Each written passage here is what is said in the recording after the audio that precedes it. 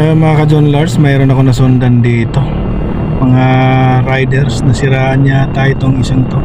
O yan ang talagang Pinoy. At saka yan ang mga riders, dapat lang talaga tulungan. Pag nasiraan, malamang naubusan to ng gasolina. Ayan nakasignal sila. Yung isa kanan, yung isa kaliwa. O nakahasad sila.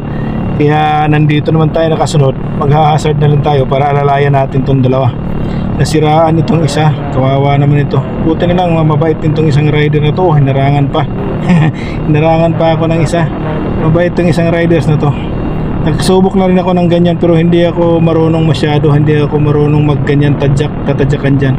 Pero naitawid ko rin yung hinatid ko na riders na nasiraan din, naubusan ng gasolina. Ito malamang naubusan din to ng gasolina. Sino ba to? Silala mo ba to o 24 hours? Hindi ko masyadong klaro. Hindi ko masyadong nadikitan alalayan ko lang to hanggang kung saan siya makarating. Ayan, tayo mga riders kailangan tulungan.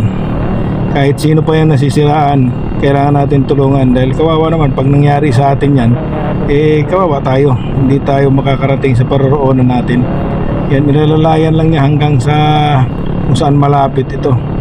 Ito, nakaalalay lang din ako sa likod para nakahasad, nakakita na mayroong inaalalayan. Hindi yung dadaanan lang din natin sila. Nahirapan na nga yung dalawa, tapos dadaan lang natin. Kailangan natin tulungan. Ayan alalayan lang natin to hanggang sa makarating dun sa pupuntahan nito. Kawawa naman. Ito, mukhang binitawan na niya. Ayun, baka dito na siya. Hindi, ulit. Lalayan lang natin sa gilid. Kasi mahirap na, baka malaman hindi sila mapansin masagi pa sila, masisingitan pa silang bigla.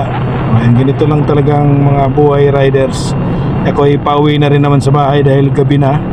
Uuwi na ako, tapos na ako sa biyahe ko. Shoutout sa mga Angkas rider, Mobit riders at Joyride riders, lahat ng mga riders. Ganyan ang gagawin natin. Huwag nating titigan lang yung kapwa rider natin na nasisiraan. Kailangan natin tulungan para naman nakakarating sa paroroonan. Ayun kabisado, sanay na itong isang tadyak nito Tinainapakan lang yung apakan nito para maitulak siya. Hindi na siguro umaandar tong kanyang motor. O di natin alam kung naubusan ba ito ng gasolina or ano nangyari sa kanya. Kaya mga riders, paalala natin, pag may nasiraan, tulungan natin. Huwag lang nating dadaanan lang.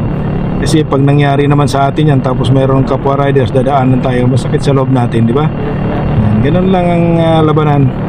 Tulong-tulungan lang hanggang sa makarating ito. Ito, malapit na kami sa may stoplight ng Peaceport. Ayan binitawan na. Siguro hanggang dito na lang siguro siya. Malapit na siguro siya rito. Dahil